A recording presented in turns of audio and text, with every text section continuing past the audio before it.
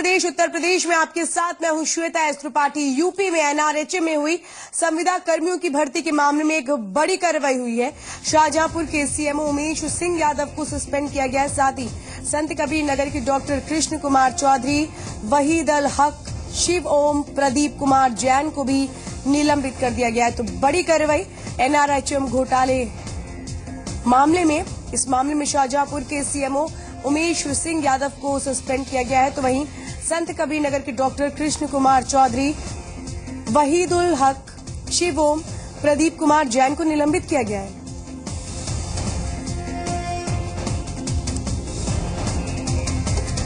अमिता पारुल जी मेरे संवाददाता हमारे साथ है। अमिता, किस तरह की इन्वॉल्वमेंट थी इन लोगों की? श्वेता, देखिए, जिस तरह से जानकारी अभी मिली है थोड़ी देर पहले, एनआरएचएम के तहत भर्तियां होनी थी संविदा कर्मियों की, और उस भर्ती में ये पाया गया कि तमाम लोग हैं जो गलत तरीके से ये भर्तियां कर रहे हैं। उसमें शाहजहांपुर के सीएमओ हैं डॉक्टर उमेश सिंह यादव, ये शामिल पाए गए हैं और इनको निलंबित किया गया। उसके अलावा 4 और डॉक्टर्स हैं संत कबीर नगर। कितनी भर्तियां इन लोगों की तरफ से की गई थी अमिता, अगर कोई आंकड़ा आपके पास हो? देखिए श्वेता, अभी जिस तरह से प्रदेश में स्वास्थ्य सेवाओं को बेहतर बनाने की कवायद जारी है, एनआरएचएम के तहत संविदा पे कर्मचारी रखे जाने थे, जिसमें तमाम कर्मचारी थे जिनकी भर्तियां होनी थी। अभी और डिटेल्स थोड़ी आनी बाकी है, लेकिन अभी जो इनिशियल जानकारी मिली है उसके मुताबिक एक सीएमओ और 4 डॉक्टर्स को अनियमितताओं में निलंबित किया गया है। अब ये जांच का विषय होगा कि और कौन लोग इसमें शामिल हैं और किस स्तर तक की ये भर्तियां इन लोगों के द्वारा की जा रही थी और क्या अनियमितताएं थी, इसकी डिटेल्स अभी थोड़ी देर में मिलेंगी। लेकिन इतना जरूर है कि ये कार्रवाई फिलहाल स्वास्थ्य विभाग की तरफ से की गई। अच्छा अमिता, ये बताइए कि मिलीभगत कहाँ तक हो सकती है? क्या कुछ अनुमान लगाया जा रहा है? क्योंकि जाहिर सी बात है, क्या पैसे लेकर ये भर्तियां की गई हो सकती हैं, ऐसा कुछ अगर आपके पास कोई जानकारी मिल रही हो तो? श्वेता, देखिए, तमाम बिंदु हैं जिस पे जांच होगी, क्योंकि लगातार स्वास्थ्य विभाग खासतौर से पिछली सरकार में भी हमने देखा कि तमाम तरह से गड़बड़ियां सामने आई थी। खासतौर से एनआरएचएम में बहुत बड़े स्तर पर घोटाले भी पहले हो चुके हैं। तो अब जिस तरह से ये भर्तियां हो रही थी इस एनआरएचएम के थ्रू ही हो रही थी, लेकिन क्योंकि ये तमाम डॉक्टर्स हैं, जो 4 डॉक्टर्स के नाम सामने आए हैं संत कबीर नगर के और शाहजहांपुर के सीएमओ को इसमें संलिप्त पाया गया है, तो अब इनसे पूछताछ भी होगी, इनसे बातचीत के आधार पर भी और डिटेल्स निकाली जाएंगी। और इस बात से भी इनकार नहीं किया जा सकता कि भर्तियों के एवज में ये लोग पैसे भी हो सकता है ले रहे हो, लेकिन अभी चूंकि ये बहुत ही इनिशियल जानकारी है, तो थोड़ा इंतजार अभी जांच रिपोर्ट का भी हमें करना होगा। चलिए अमिता, आप लगातार नजर बना के रखिए, आगे भी अपडेट लेंगे। फिलहाल पूरी जानकारी देने के लिए बहुत बहुत धन्यवाद। क्या केंद्र की मोदी सरकार बदले की भावना से काम कर रही है? क्या मोदी सरकार अमेठी और रायबरेली में सरकारी प्रोजेक्ट्स को सियासी कारणों से रद्द कर रही है? जी हां, ये सवाल उठ रहे हैं कांग्रेस उपाध्यक्ष राहुल गांधी के उस आरोप के बाद जो उन्होंने अमेठी में फूड पार्क प्रोजेक्ट को रद्द करने के मुद्दे पर केंद्र सरकार पर लगाए हैं। आज राहुल गांधी ने लोकसभा में अमेठी में फूड पार्क प्रोजेक्ट को रद्द करने का मुद्दा पूरे जोर शोर से उठाया। राहुल ने मोदी सरकार पर बदले की भावना से काम करने का आरोप भी लगाया है। राहुल गांधी ने कहा कि फूड पार्क बनने से किसानों को फायदा होता है। इसके साथ ही राहुल ने सरकार से फूड पार्क प्रोजेक्ट को निरस्त नहीं करने की अपील की।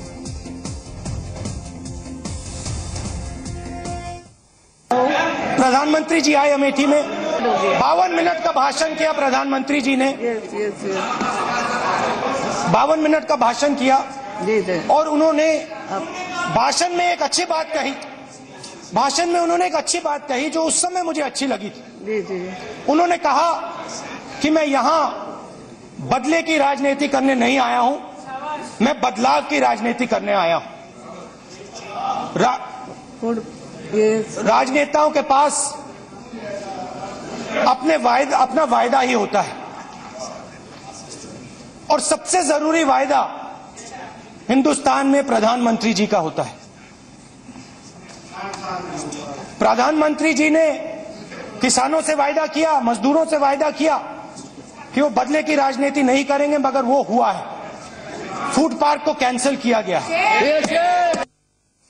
तो राहुल गांधी के आरोपों का जवाब देते हुए गृह मंत्री राजनाथ सिंह ने कहा कि उनकी सरकार बदले की भावना से काम नहीं करती। राजनाथ सिंह ने कहा कि सरकार ने नहीं बल्कि फूड पार्क बनाने वाली कंपनियों ने ही प्रोजेक्ट से अपना हाथ खींच लिया। इस सदन के सम्मानित सदस्य श्री राहुल गांधी जी ने यह कहा कि 2 रुपये का आलू जब उसकी चीज तैयार होती है तो 10 रुपये की दर से बिकती है। कम जानते हैं। मैं ये कहना चाहता हूं 2 रुपये किलो की आलू का चीज 50 रुपये 75 रुपये में एक पैकेट मिलता है। राहुल जी, बदले का तो सवाल ही नहीं खड़ा होता। बदले देखिए, हम तो यह मानकर चलते हैं, हम लोग देश का विकास करना चाहते हैं। अकेले सत्ताधारी दल देश का विकास नहीं कर सकता जब तक कि सबका सहयोग प्राप्त नहीं होगा। हमारी सोच तो यह सोच है। इसलिए यदि आपने कहा है तो इस पूरे मामले को मैं दिखवा लूंगा और मैं व्यक्तिगत रूप से आपको इसकी मैं जानकारी भी दे दूंगा।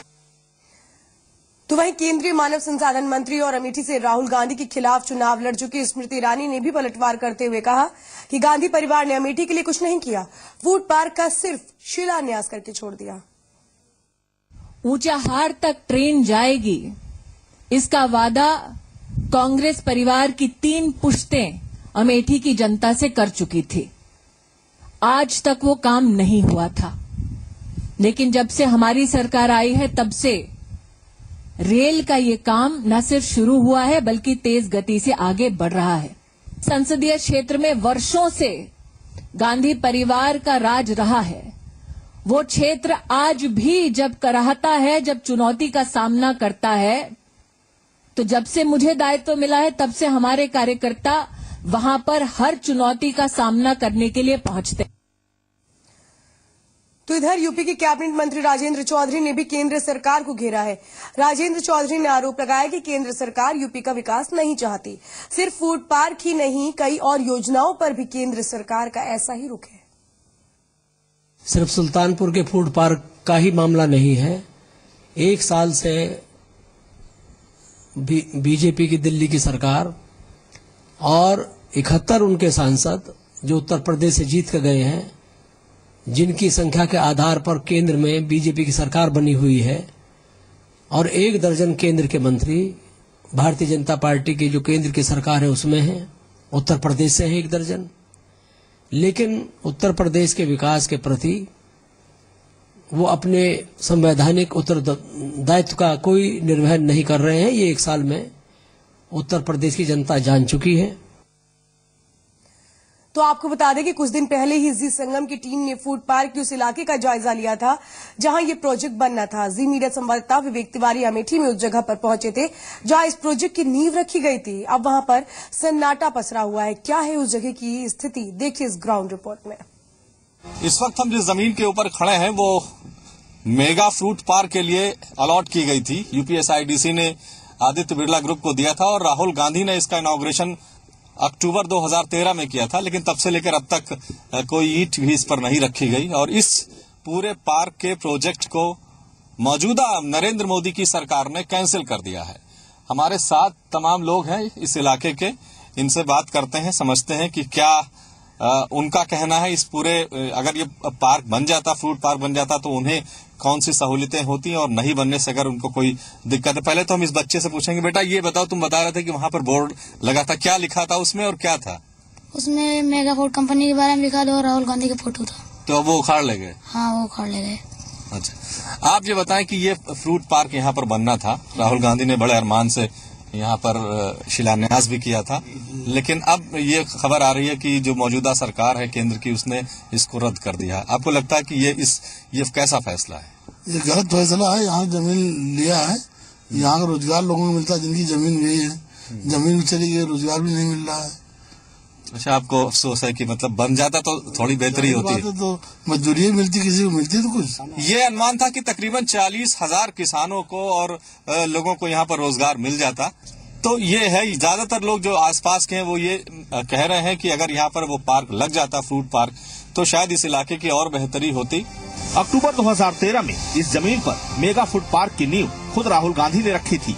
उम्मीद जगाई थी कि इससे 40,000 लोगों को रोजगार मिलेगा, मगर काम आगे नहीं बढ़ा और शायद अब ये सपना भी टूटने वाला है। तो राहुल गांधी जहां मोदी सरकार पर निशाना साध रहे हैं, तो वहीं अमेठी के लोगों ने राहुल गांधी पर ही सवाल उठा दिए हैं। अमेठी के लोगों का कहना है कि जब पार्क का शिलान्यास हुआ था तब केंद्र में राहुल गांधी की कांग्रेस पार्टी की सरकार थी, कई साल तक रही भी, लेकिन तब फूड पार्क पर काम क्यों नहीं हुआ? बीजेपी ने बंद कराया, तो ये राजीव गांधी ने जो शिलान्यास किया था, जो भी कार्यक्रम अमेठी के लिए दिया था, उसको क्यों आज तक पूरा नहीं हुआ? 10 साल के अंदर ये पूरा क्यों नहीं कर पाई? ये तो कहने की बात है। 10 साल के अंदर में 10 बार भी नहीं आएंगे तो अमेठी का विकास क्या करेंगे? कांग्रेस थी 10 साल थी। मैं पूछना चाहता हूँ, अमेठी के लिए राहुल जी ने क्या किया? अमेठी के लिए राहुल जी ने क्या किया? बिजली, पानी, सड़क, एक जो छोटी सी जो जरूरतें हैं आम पब्लिक, इससे ज्यादा पब्लिक चाहती नहीं है, वो नहीं है। कि जिस समय उनका टाइम था उन्होंने अपना काम किया नहीं। रायबरेली और अमेठी में कई कारखाने बंद होते जा रहे हैं। पिछले 1 दशक में राहुल ने अमेठी के लिए नए कारखानों की स्थापना के लिए 5,000 करोड़ से ज्यादा की धनराशि जारी कराई है, लेकिन इसकी रफ्तार बेहद सुस्त है, जिसका नतीजा है कि नए प्रोजेक्ट्स भी रद्द हो गए हैं। 1976 में जब संजय गांधी अमेठी आए तो उसी वक्त से यहाँ कॉर्पोरेट घरानों को लाने का सिलसिला शुरू हुआ, और इसके बाद जब राजीव गांधी यहां आए तो जगदीशपुर को औद्योगिक नगरी के तौर पर विकसित करने की कवायद शुरू हुई। कई कारखाने भी लगाए गए, लेकिन आज हालत यह है कि यहां स्थापित 500 यूनिट्स में से 400 से ज्यादा बंद हो चुकी हैं। गौरीगंज में Samrat cycle factory, Usha electrifier, Surya माल्टेक private limited, Awadh engineering, Arif cement समेत कई कारखाने खंडहर हो चुके हैं। तो एक तरफ तो अमेठी में फूड पार्क को केंद्र सरकार ने रद्द कर दिया, तो वहीं अमेठी के साथ ही रायबरेली को भी सरकार ने स्मार्ट सिटी के प्रोजेक्ट में जगह दी है। दोनों जगहों पर स्मार्ट सिटी बनाई जाएगी। हालांकि इस पर राजनीति हो रही है। कांग्रेस का कहना है कि बीजेपी सिर्फ यहां राजनीति करना चाहती है और असल विकास चाहती तो पुरानी योजनाओं को रद्द नहीं करती। वहीं बीएसपी का कहना है कि सिर्फ उनकी ही पार्टी अमेठी की असली हितैषी है और अमेठी को तहसील से जिला भी मायावती ने ही बनाया था। हालांकि मामले का एक पहलू ये भी है कि स्मार्ट सिटी प्रोजेक्ट में प्रशासन ने काम शुरू कर दिया है। सभी विभागों से जरूरी सुझाव मांगे गए हैं। जिलाधिकारी महोदय के निर्देश के क्रम में ही हमने अपने एक्शन जल निगम, एक्शन हाईडील, एक्शन पीडब्ल्यू सबसे संपर्क करते हुए एक इनसे कार्य योजना मांगी जा रही है। ये सब लोग बताएं कि सीवेज की कहाँ जरूरत है, पेयजल की क्या समस्या की जरूरत है, हाईडील के तार अगर जर्जर हो गए हैं, ढीले हो गए हैं, तो की क्या पोजीशन है। का विकास करेंगे। अमेठी बड़े बड़े भाषण यहाँ दिए, अब उनको कुछ समझ में नहीं आ रहा है। उनकी जमीन जाती रही है, अब यहाँ की जनता उनको नेग्लेक्ट कर रही है। अब वो लॉलीपॉप फिर दे, ये भी एक लॉलीपॉप देना शुरू किए हैं, अमेठी को स्मार्ट सिटी बना दें। ग्राम सभा से आज तक एक टाउन तो ये बना नहीं पाए ये लोग। पिछले 35 साल से हम लोग इसी में अपना जूझ रहे हैं। मैनपुरी में सड़क हादसे में एक युवक की मौत से नाराज परिजनों ने जमकर हंगामा किया और यूपी पुलिस के सिपाही को दौड़ा दौड़ा कर पीटा।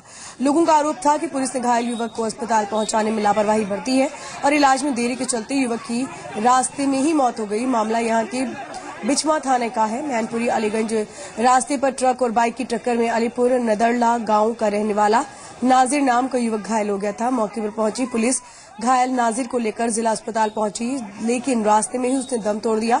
नाजिर की मौत की खबर मिलते ही परिजनों के साथ बड़ी संख्या में स्थानीय लोग भी मौके पर पहुंच गए। वहीं दीपक नाम के सिपाही की जमकर पिटाई हुई। लोगों को इस बात पर गुस्सा था कि घायल नाजिर को पुलिस वाले टेम्पो में डालकर अस्पताल ले गए। तो वहीं हालात को काबू में करने के लिए पुलिस ने लाठीचार्ज किया। पुलिस ने इस मामले में 2 लोगों को गिरफ्तार किया है।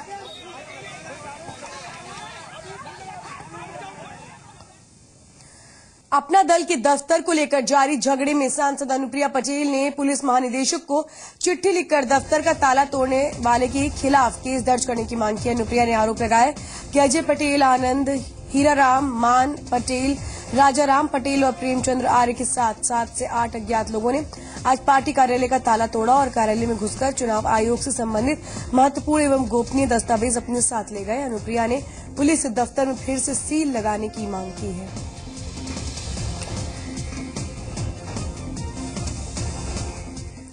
तो अपना दल में विरासत की जंग लगातार बढ़ती जा रही है। कल अपना दल की सांसद अनुप्रिया पटेल ने लखनऊ स्थित पार्टी दफ्तर पर ताला लगवा दिया था, तो आज उनकी मां और बहन ने ताले को तोड़ दिया। इतना ही नहीं, कृष्णा पटेल ने अनुप्रिया को पार्टी से निकालने का भी ऐलान कर दिया। ये तस्वीर बुधवार की है, जब अपना दल की सांसद अनुप्रिया पटेल ने लखनऊ स्थित पार्टी के दफ्तर पर ताला जड़वा दिया था, लेकिन महज 24 घंटे के अंदर ही ये ताला टूट गया। अनुप्रिया की मां कृष्णा पटेल और बहन पल्लवी पटेल अपने समर्थकों के साथ पार्टी दफ्तर पहुंची और सभी दफ्तर के गेट पर लगे तालों को तोड़कर अंदर दाखिल हो गई। ताले की चाबी हमारे पास ही थी, तो हमने आराम से खोला, हम अंदर आ गए। जी, उनको पद से तो काफी पहले हटा दिया गया है और हम जब वो हमसे मिलेंगी तो हम उनसे ये प्रश्न अवश्य करना चाहेंगे कि उनके किस अधिकार क्षेत्र में उन्होंने ताला लगाया, क्योंकि ऐसी कोई भी अथॉरिटी उनको कभी भी दी नहीं गई है। इसके साथ ही कृष्णा पटेल ने अनुप्रिया पटेल को पार्टी से निकालने का भी ऐलान कर दिया। उनको पद से हटाया गया। सांसद रही अनुप्रिया जी को आज दल से निष्कासित किया जा रहा है। इससे पहले बुधवार को अनुप्रिया पटेल ने ये कहते हुए पार्टी दफ्तर पर ताला लगवा दिया था कि पार्टी अध्यक्ष के चुनाव का मामला अभी चुनाव आयोग में लंबित है। यहाँ पे मनमाने तरीके से ताला जड़ दिया गया है, क्योंकि हम लोग कानून का पूरा सम्मान करते हैं, इसलिए हम ताले को तोड़ नहीं रहे हैं और पुलिस प्रशासन को सूचना देकर उनकी उपस्थिति में हम यहाँ दूसरा ताला लगा रहे हैं कि जब तक चुनाव आयोग का फैसला नहीं आ जाता है तब तक कार्यालय में मनमाने तरीके से कोई भी इसका उपयोग न करे। अपना दल का घरेलू घमासान लगातार गर्माता जा रहा है। घर से शुरू हुई विरासत की जंग अब सड़क पर आ गई है। ऐसे में अब ये देखना दिलचस्प होगा कि विरासत की ये जंग आगे क्या मोड़ लेती है। विवेक तिवारी के साथ ब्यूरो रिपोर्ट, जी मीडिया। तो अपना दल के दफ्तर को लेकर जारी झगड़े से सांसद अनुप्रिया पटेल ने पुलिस महानिदेशक को चिट्ठी लिखकर दफ्तर का ताला तोड़ने के खिलाफ आप मांग की गई है। उनकी तरफ से देखना होगा इस पर एक्शन क्या लिया जाता है। और एक बड़ी खबर औरैया से आ रही है। यहाँ पर एक शख्स ने शराब पीने से मना करने पर मकान मालिक को गोली मार दी। गंभीर हालत में मकान मालिक को कानपुर रेफर किया गया है।